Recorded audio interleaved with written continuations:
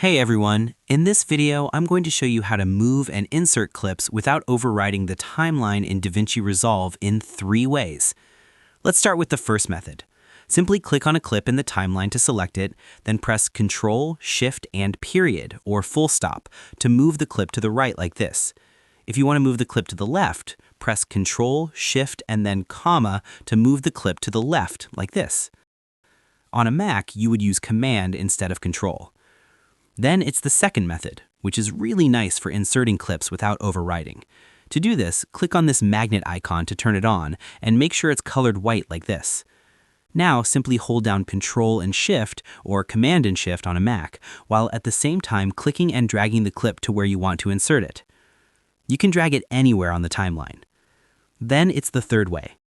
This method can be used to insert clips when adding them to the timeline. To do this, you want to make sure that you have the Source View option turned on. If you have the Inspector tab open, close it, then press on these 2 squares to enable the Source View option. This is the Source Viewer, and this is the Timeline Viewer.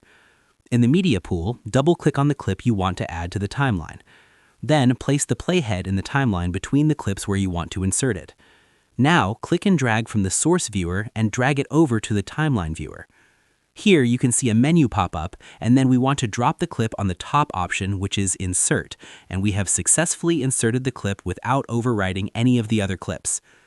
If this tutorial helped you out, make sure to like and subscribe for more helpful guides, and if you found real value in it, a super thanks would be greatly appreciated. Feel free to reach out if you encounter any issues during the process. If this video helps you out, please leave a like and subscribe. Comment below if you have any questions. If you need further assistance, consider hiring a professional using the link in this video below.